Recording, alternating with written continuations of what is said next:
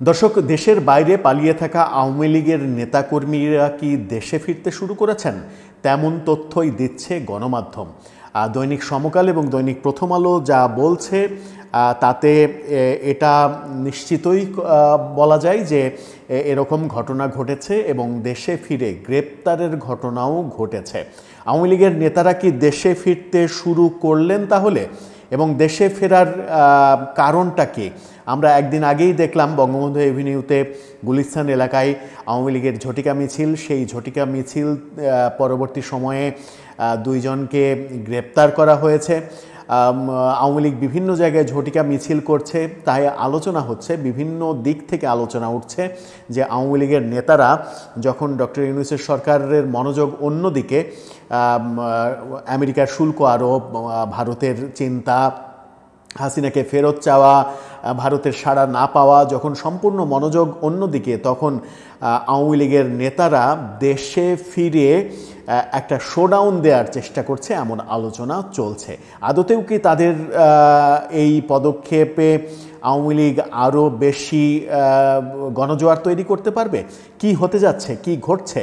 এদিকে শেখ হাসিনাকে আমরা দেখলাম, আনন্দবাজার বলছে যে শেখ হাসিনা একটা মিটিং করেছেন তার নেতাকর্মীদের এবং সেই মিটিংয়ে তিনি ভয়াবহ একটা বার্তা দিয়েছেন। আওয়ামী লীগের নেতারা কি দেশে ফিরতে শুরু করেছেন? যারা ভারতে সহ পার্শ্ববর্তী দেশগুলোতে পালিয়েছিলেন, এরকমটা কি তারা ফিরতে শুরু করেছেন? তেমনটাই বলছে দৈনিক সমকাল। এবং দৈনিক সমকাল বলছে রাজধানীতে ভারত থেকে আসা আওয়ামী যুবলীগের দুই নেতা গ্রেপ্তার।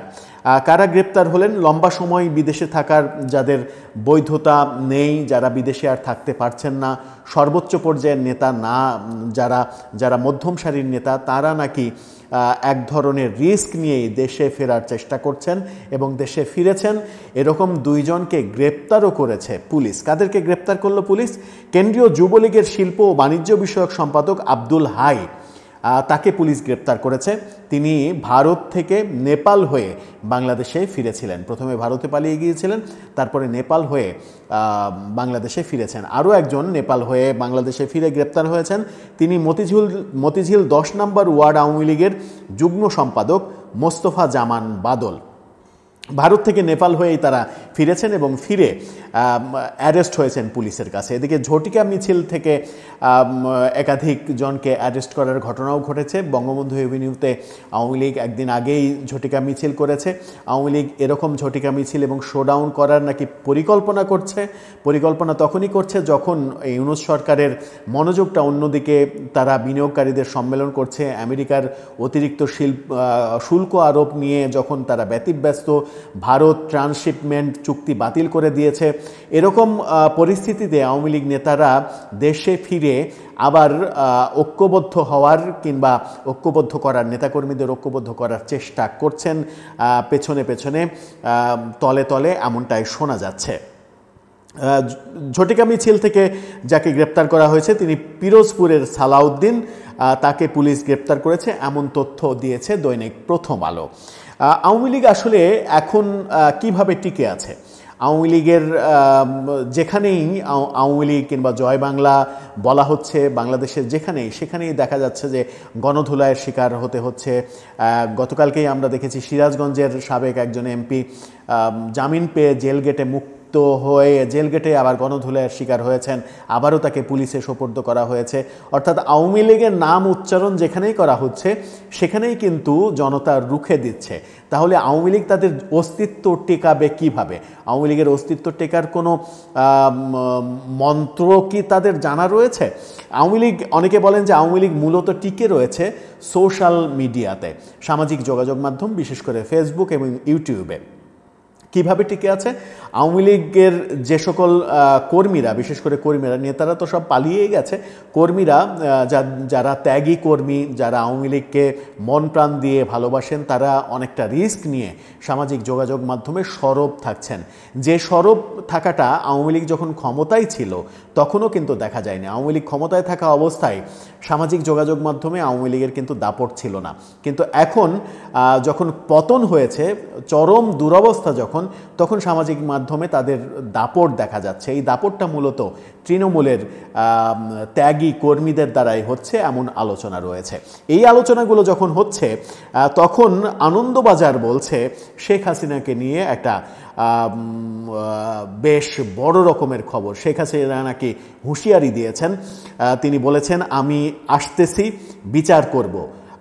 বললেন শেখ হাসিনা। 1 ঘন্টা ধরে শুনলেন আওয়ামী লীগের কর্মী সমর্থকদের ক্ষোভের কথা। আনন্দবাজার গতকালকে এই খবরটি করেছে।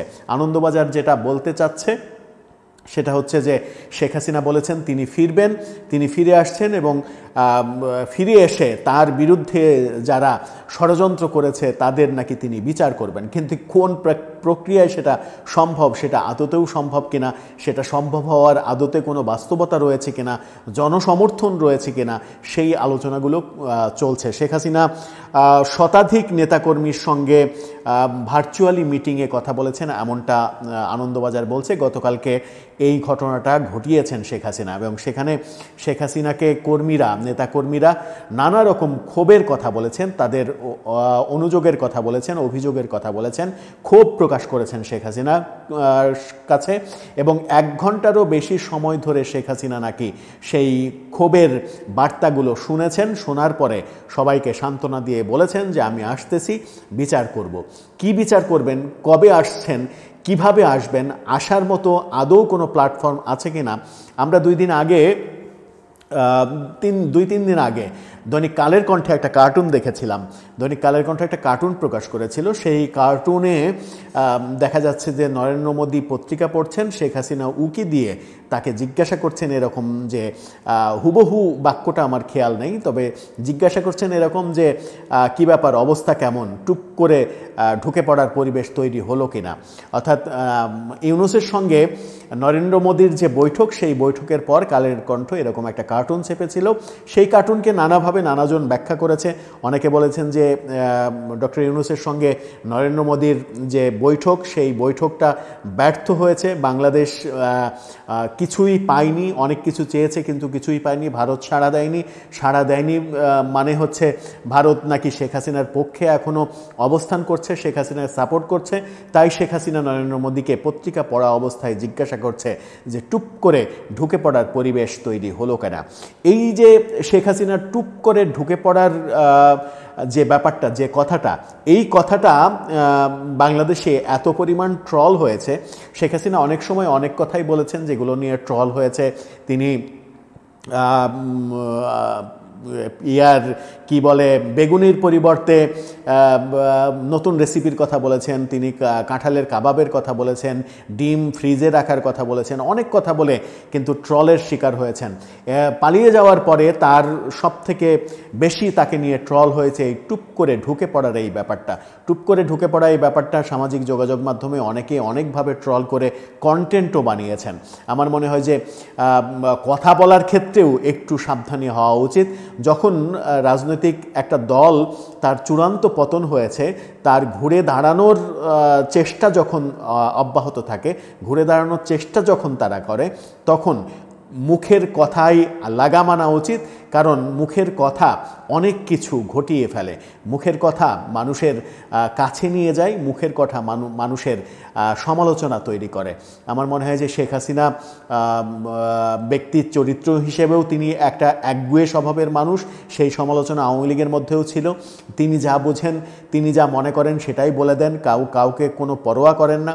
এবং পরোয়া না করার কারণে দলের আজকের এই পরিণতি হয়েছে বলেও আওয়ামী লীগের মধ্যে অনেকে সমালোচনা করেন। এই টুপ করে ঢুকে পড়ার এই ব্যাপারটা নিয়েও অনেক বেশি ট্রল হয়েছে।